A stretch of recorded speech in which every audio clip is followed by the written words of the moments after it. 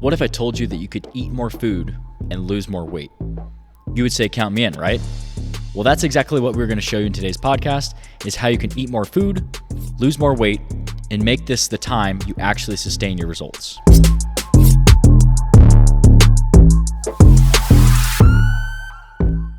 Before we hop into today's podcast, if you're looking for more structure and tailored macros custom to you, we have a free resource on our website that you can go check out. So I'll leave the link in the comments in the description below if you're watching on YouTube, or you can head over to fitgrindformula.com. We'll do a free macro calculation. We'll tell you how many carbs, fat, protein that you need to be eating to reach your specific goals if you're looking for more customization. So after you're done listening to the podcast, head over, like I said, fitgrindformula.com.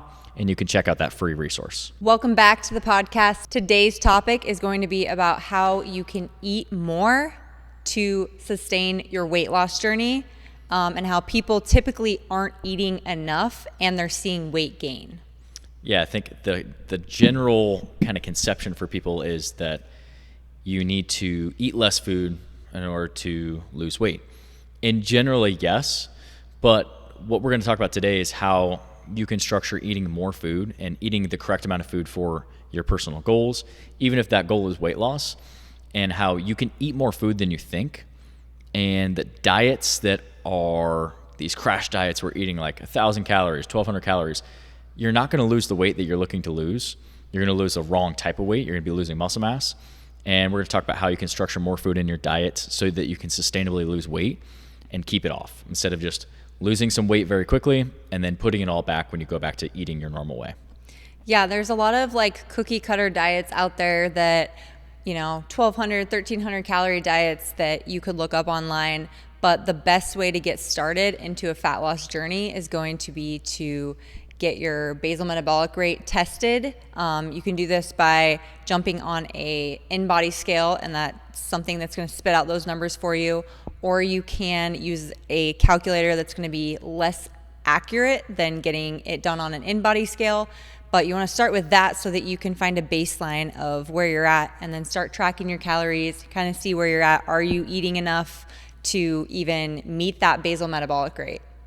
Yeah, and that's kind of why we have that free resource on our website, the free macro calculation. It's a good place to start. There's lots of factors that are going to go into that. And on that form, we have some factors that are going to give us a good kind of general idea of where to set your calories to start. But there's also going to need to be some tweaking along the way, either up or down. And a good way, like Alyssa mentioned, is just to eat specific food that you're eating, eat a certain amount of calories, but then just monitor your weight. I think a lot of times when people start working out or they start a diet, they cut drastically. They cut all sorts of calories out of their diet. And we'll talk about that in a second, about why that's not something that you should do. That you should not drastically cut calories.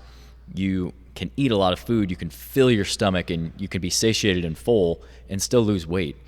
And I think that is one of the places that people instantly go to when they're looking for weight loss. But like I said, you do have to, if you're following structured macros or a certain amount of calories, you do need to monitor that and make sure that you're either losing weight appropriately, not too fast, or make sure they're not gaining weight, or just monitor your weight. I think that's something very beneficial.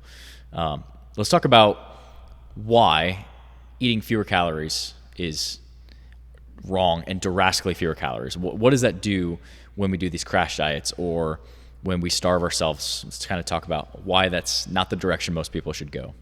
Yeah, so typically when you are starving yourself and then you're adding in workouts and putting more stress on the body, you're essentially telling your body, like I said in the beginning, that you're starving yourself. Your body thinks that it's lacking nutrients, and it's not getting the nutrients that it needs just to survive. So if you're not eating enough, your body is going to try to hold on to fat, and it's going to get rid of muscle, because it's harder to hold on to muscle than it is to hold on to fat. So it's going to take away your muscle when you're working hard and you're trying to get, add muscle by going to the gym, but you're getting frustrated because you're like, why am I not gaining muscle? It's because your body isn't allowing that, because you're not feeding it appropriately and getting the nutrients that it needs. Yeah, and like you mentioned earlier, we have a number called your basal metabolic rate, your BMR. And just to break that down and simplify it, what that means is that's the amount of calories that you're burning at rest. Typically, most people, females, are going to burn a little bit less calories at rest than men just because of size and muscle mass and all sorts of stuff like that, hormones. But typically, women are going to burn 1,000, 1,200, sometimes even 1,400 calories at rest without doing anything. Men are going to burn 1,600, sometimes up to 2,000, sometimes even more at rest. And we never want to eat below this number. And that's exactly what Alyssa was talking about, is if you eat at or below your basal metabolic rate, your body thinks that it's starving, that it's not getting what it needs. If you think of evolutionary, the body was designed to store energy when it wasn't able to get constant food. So if you're a caveman, you don't know when your next meal is going to come. You're not eating 3 square meals a day. You are eating, and then you don't know when that next meal is going to come. So it's going to hold on to body fat, hold on to adipose tissue, which is a really good energy source. But that's exactly the point, is you're starving yourself for long periods of time. And that is the huge problem when people try to lose weight, is they go on these diets that, one, are not realistic. We've talked about this time and time again in podcasts, is that if your diet is something that you're like, I don't know if I can stick with it for 4 weeks or for 8 weeks, you need to rethink your diet, because your diet should be sustainable. It should fit foods that you enjoy into your diet, and you can lose weight by eating food. We don't need to be scared of food. And I think that's where so many people are. And I think that's what I really want people to take away from this podcast, is you need to have a healthy relationship with food. And I get it, because I've been there. I know you've been there. It's very easy to start to create a very unhealthy relationship with food. But when you structure your nutrition in ways that we'll talk about today, when you structure your strength training and your workouts in certain ways to build muscle and increase your metabolic rate, you can lose body fat and keep that body fat off and enjoy your life and not spend the rest of your life tracking food and being scared of food. And I think that's a really hard place for people to be. Yeah, I think when people hear, okay, you need to eat more to lose weight, they're instantly like, whoa, whoa, whoa. But what we're telling you is, we're not saying go down the street, grab some Mickey D's, grab some ice cream and some cookies. It's not eat more of the bad foods. It's including better, healthier nutrients to fuel your body. Yeah. So adding in more protein, adding in more healthy carbohydrates. And I don't know where the fear of carbohydrates came from, but we can eat fruit, we can eat potatoes, we can eat bread. And then adding in, obviously, your veggies. We always want to incorporate vegetables and fruits. And then fats are not to be deemed either. So adding in nuts, nut butters, and oils to cook your foods in. So just thinking about, like Jordan mentioned, going back into those caveman days where you're eating those natural foods that come from the ground or come from trees, and not eating so much processed foods. So when you're doing that, you're rewarding your body, and it's not going to feel like you're eating as much either, because you're eating all of those good, healthy foods. Yeah. If you take like a solid meal, just for example, you take a protein source, chicken breast, add a good carb source, a potato, add a veggie, broccoli. Those are just 3 examples. You can do whatever you like. But that's a really filling meal. So an entire chicken breast, a potato, and some broccoli or whatever veggie you like, for not a lot of calories. And, calorically wise, that's, going to be it's going to be a very good meal to fuel your body. Mm-hmm. And like Alyssa mentioned, we don't need to be afraid of carbs. Carbs are a preferred energy source for our body. And if you're working out and you're progressing in the way that you should, and you're trying to get stronger and trying to improve in the gym, your body's going to need carbohydrates to fuel the workouts and to fuel for performance. But the main thing is just picking better choices and structuring your food around whole food sources. I think most people have the general conception that, like you mentioned, carbs are bad. We should just avoid carbs like the plague and go on these keto-based diets. But again, it all comes back to, is that sustainable? Can you go the rest of your life without eating carbs? No. Oh, no. I thought you were asking me. Most people can't, and for some people, that's their diet. I'm not trying to knock that.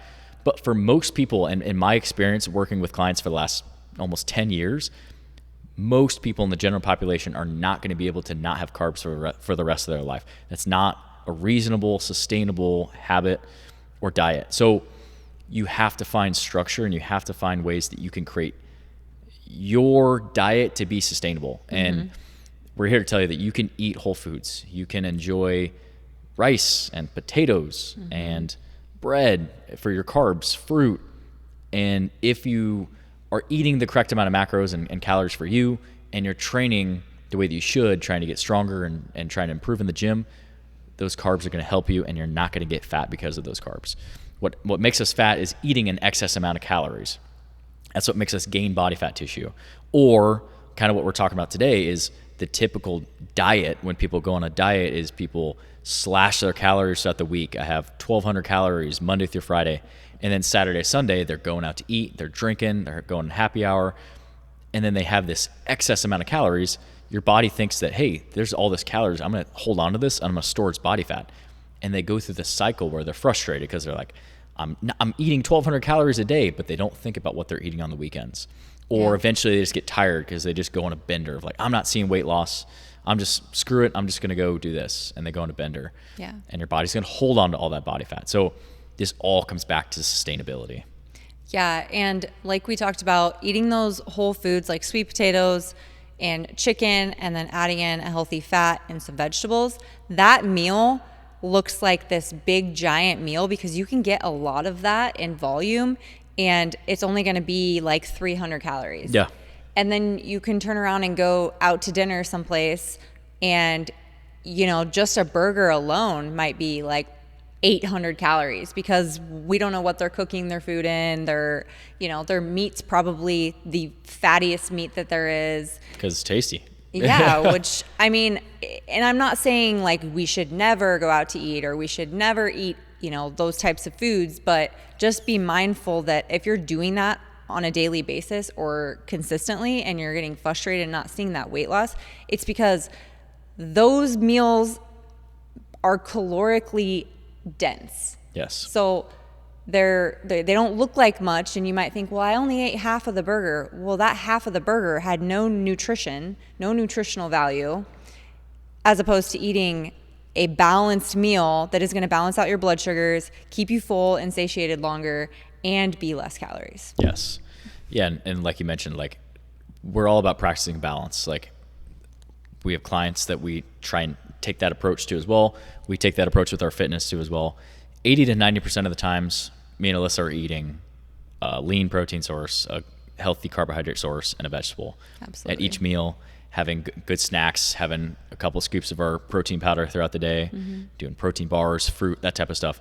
The other 10 to 20%, we like to go out to dinner with our kids or ice cream. Go out to ice cream after a baseball game. Yeah, you can still see good progress by doing that. Just you have to take care of the 80 to 90% first. You have to be eating most of your diet and structuring around whole food sources. And I think one big shift that I always try and make a push for too is stop thinking about food as good and bad and classifying it as this is the perfect healthy food and this is not the perfect healthy food. And I don't eat anything that's not healthy. You just need to think about fueling your body. What is it gonna make me feel good? What is it gonna give me good energy? What is it gonna help me put as much effort into my workouts that I can? And when you start to think like that, I think it relieves some stress on having that bad relationship with food, and it just opens up a whole new way of thinking. Another thing that I wanted to mention too that I thought was pretty cool, I had a new client recently start, and he's been training for 2 months. He's put on 6 pounds of muscle in 2 months, and he's lost 13 pounds of body fat. So really cool body composition change. But like we were talking about, our InBody scale has the ability to track your metabolic rate, your basal metabolic rate. And in 2 months' time, just by putting on 6 pounds of muscle mass, he's increased his metabolic rate, his resting metabolic rate, by over 100 calories. That means he's burning an additional 100 calories by doing nothing throughout the day. And that is how you sustain weight loss, and that's how you start to really create your metabolism as an engine that is just revving all the time, to where it makes weight loss so much easier. Absolutely. And it helps sustain that weight loss. I think that's something we can kind of dive into next, is like the importance of building muscle to increase your metabolic rate, to help you, yes, lose weight, but help you also keep the weight off. I think that's a huge area of opportunity for a lot of people. Yeah. So like you mentioned, your client was able to build his basal metabolic rate up by 100 calories. So therefore, he's actually able to eat 100 more calories, but still probably lose weight by doing that. Yeah. So the biggest struggle for people is when they're starving themselves like we talked about in the beginning, we're going to take away muscle first, because when your body's not getting enough nutrients, the muscle goes first. Because it burns more calories. Yeah. So like we mentioned, if your body takes that muscle away, your basal metabolic rate then is going to drop, because you're not acquiring more muscle. So therefore, you're in this like plateau of, okay, I'm not eating enough, I'm not losing weight, I can't take away more calories because my body is already in starvation mode. So it's just kind of like holding on for dear life. Yeah. And, we're talking about being in a caloric deficit here. And we're not saying, like Alyssa mentioned earlier, like we're not saying that you can eat all these calories and lose weight. Like you need to eat above your maintenance amount of calories. But if you build muscle and you work on getting stronger in the gym from week to week, and you build new lean tissue, that is going to help you burn more calories at rest. It's going to save you from doing endless amounts of cardio on the treadmill, where cardio is great. It's just a tool that we need to use in our toolbox to create a caloric deficit. But strength training is really the key to increasing your metabolic rate and just being very functional. We don't want to lose weight and get frail. We want to lose weight and be strong and healthy and functional. And that's exactly what strength training is going to do for you. It's going to help you improve your functionality. It's going to help you improve your body composition. It's probably going to help you also feel better about the way that you look. Whereas we start to lose weight, if we're just doing cardio, we're not going to hold on muscle mass. We might not like the way that we look when we lose weight, versus if you're building muscle, you're building lean tissue, and you're just going to have a more athletic, healthier appearance. And that really helps with a lot of people just being able to focus on that and kind of get lost in that process. Like we talked about, training for performance, training for optimizing the workout, putting as much effort as we can into the workout. Because if you're eating 1,200 calories a day, do you think that you can work out intense? You can't. You can't bring any intensity in the workout, or you're going to bring 15 minutes of intensity and then you're just going to plummet because you aren't fueling your body properly. You're not giving it enough food. So when you increase your calories just a little bit, nothing crazy, we're still eating in a caloric deficit, but we're eating above our basal metabolic rate. You are able to come in, have good workouts, give good effort, and see consistent progress. And that's what leads to the weight loss on the scale that you want to see, or that's what leads to the muscle mass gain on the scale that you want to see. Yeah. So also another contributor to all of this is going to be your body fat percentage. So if you're noticing like, okay, I'm losing muscle and I'm either gaining or maintaining body fat percentage, chances are it's, again, because our bodies are holding on to that fat because we're in that starvation mode. So yes, it's scary to hear eat more food. But again, no, we're not saying load up on cookies and ice cream and junk. We're saying eat more healthy, nutritious foods to fuel your body. And that's going to help with the weight loss process. Now, this doesn't give you permission to say, okay, I got to work out in today. I'm going to go on a food bender. It just means get your workout done, fuel your body properly, correctly, and you're going to see the benefits on the scale as far as muscle building and fat loss. And a lot of people sometimes start working out and they're like, I just start gaining weight. I always tell people it's good to go by how your clothes fit, or even if you do measurements, you could do measurements or photos, because a lot of times you can have two people that weigh the same, but wear completely different sizes, look completely different, because one person may have 20 pounds more of muscle mass and the other person may have 20 pounds more of body fat. Yep. Yeah, just like you said, like when you start a workout program, people get discouraged because they're like, I'm going to start this workout, I'm going to do this diet, and they train for a month and they weigh in, they're like, wait a second, my weight didn't change. Wait a second, I gained weight. That client that I mentioned earlier that had lost 13 pounds of body fat and gained 6 pounds of muscle, his weight only dropped, I think it was like 4 or 5 pounds. Can't remember the exact, I think it was like 4 or 5, because he also gained a little water within the muscle tissue that he gained, which is a good thing. Yeah. But if he had not used a tool like our InBody scale, where you're tracking body composition, looking at body fat, muscle mass, not just your weight, that could be super discouraging. Whereas, I mean, I just talked to him how he's feeling, he's like, wow, I feel so much better, I have so much more energy, I feel stronger, I feel like I'm losing body fat.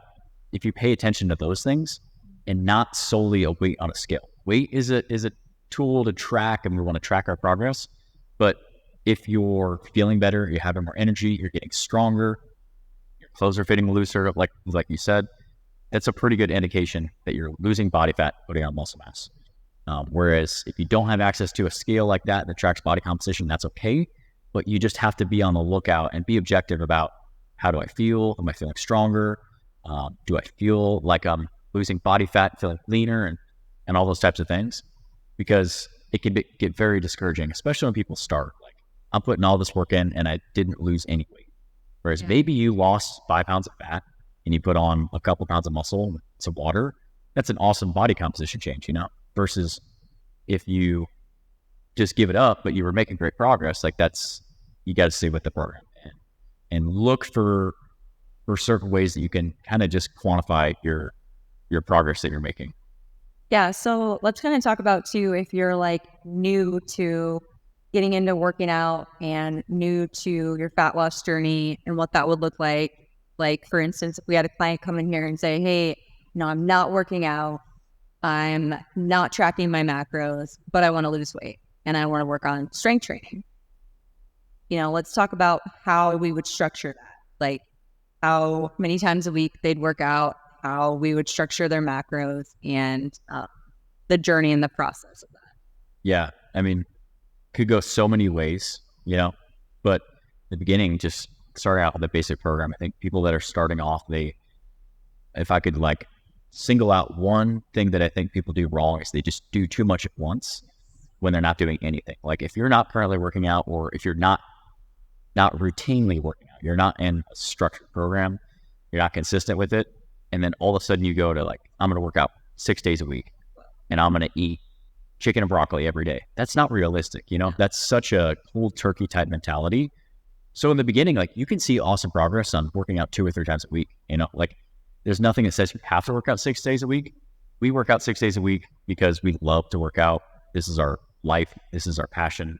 And we've also been doing it for a decade plus. That's something that we've built up to and kind of acclimate our bodies to. But as far as workouts, you could work out 2 or 3 times a week in the beginning.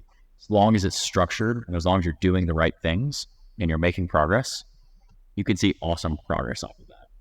Yeah. And then as far as the diet portion, I typically take people through baby steps on that. So if you're not tracking your food at all, you're not familiar with tracking your food, we just want to start by, okay, let's start making sure you're eating, breakfast, lunch, dinner, right? Some people don't even do that. Yeah. So, go through the list. Are you eating regularly? Are you eating every 4 hours? And then we start by tracking protein, making sure you're getting that 0.8 to 1 gram per body weight in protein. And then we are going to have them track a day and for a week at least, and see how many calories that they're eating. Now, that is without giving them their calories yet. You just kind of want an idea baseline at where they're at, so that you can then see, okay, this person is like way overeating. We do need to cut their calories. They're not in starvation mode. We just need a calorie deficit. Or on the flip side, they're way under eating, not eating, which is actually typically what it is. And then, sometimes they'll, on the weekends, like Jordan mentioned, they'll go on those benders, drink alcohol, go out to dinner with friends, and those calories then increase. So there is lack of consistency. So then what we'll do is build a consistent program, give them a macro plan to follow. So it does take work. It does take a lot of work, actually, to track your macros, prep your meals, make sure you're following your structured plan. And some people just lack the discipline and the consistency. But if you want to lose weight bad enough, you will listen and you will eat enough food and you will make the time to track your food and get your workouts in. At least for a couple months, like, I think that there's so much value in tracking your macros, even if it's for a month or 2. Yeah. Ideally, if you have a weight loss goal or a big weight loss goal, or even on the flip side, if you have like a muscle gain goal or you're trying to gain weight, if you have any body composition related goal, there's so much value in tracking your food, because it's going to help you understand how much protein is in this food. How much protein does it take for me to hit my daily protein goal? Yeah. oh wow, there's way more fat in that than I thought. Oh wow, there's not a lot of carb. Like you're gonna figure out the macros on what things look like. Then you can kind of start to eyeball it. But if you're looking for the most streamlined way to lose weight or gain weight, tracking your macros and being consistent, like being consistent at it. Fitness or anything all comes back to consistency. Like Absolutely. you're not going to achieve any goal if you're not consistent. Like if growing up in athletics, if you're not consistent with showing up to practice, if you're not consistent with your effort at practice, if you're not consistent with your effort in the game or showing up ready to play, you're not going to perform consistently, or anything with opening our business. If we're not consistent, showing up every day for our clients, providing value, consistently trying to grow the brand and the business, it's not going to grow itself. No. Same thing with your fitness. It's not this thing that you're just entitled to being in good shape, of being healthy. You have to work for it every day. But there is kind of a huge value in tracking so that you can get the base understanding of it. You don't have to track for the rest of your life, but I do think there's a lot of value in tracking for a chunk of time. Yeah. And we can keep these super basic we don't need to, okay, I need to track my meat when it's raw. Just be consistent with how you're tracking your meat. Okay. After I cooked my meat, I've consistently tracked it after it's been cooked. After I cooked my rice, I weighed it after it was cooked.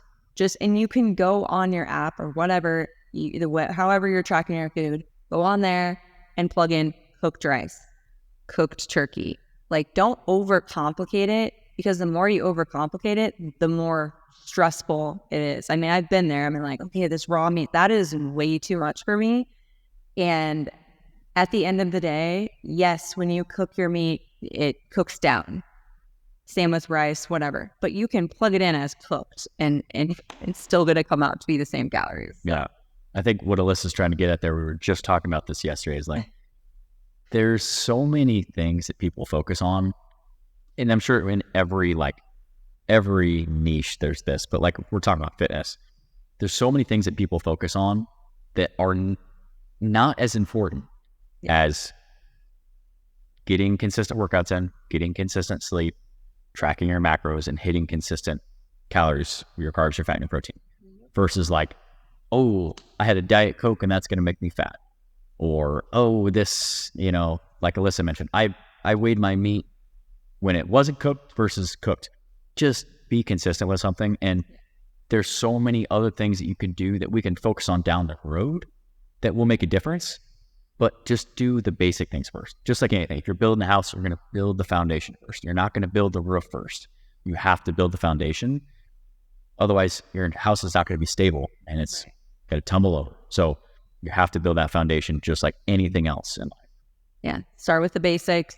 And then once you get good at the basics, then you can start incorporating things that maybe are more complex. And I think that goes with everything too, as far as your training program. Like Jordan mentioned, if we have somebody new coming into the gym, we talked about this on our last podcast last week too, like how much we should be working out. But we start with those 2 days, then we incorporate 3 days, 4 days.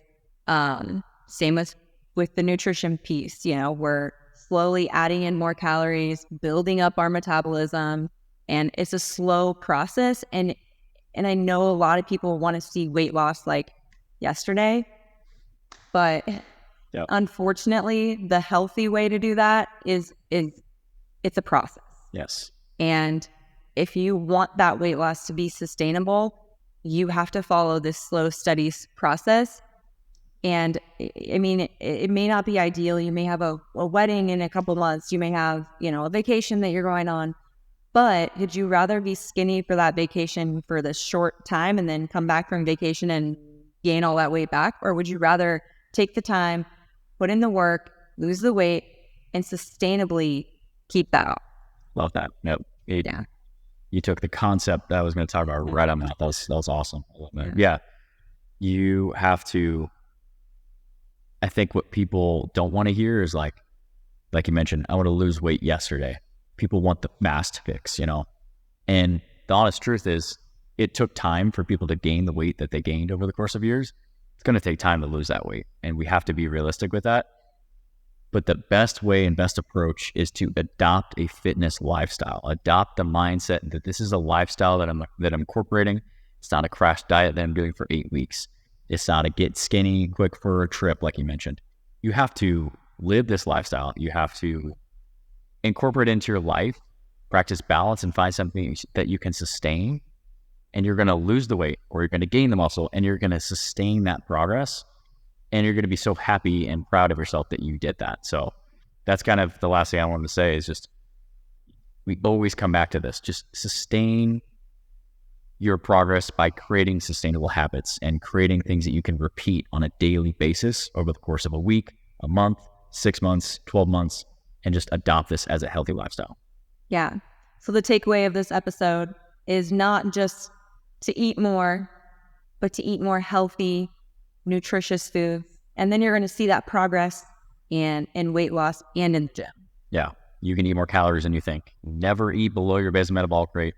Like I said, if you're looking for more structure, head over to fitgrindformula.com.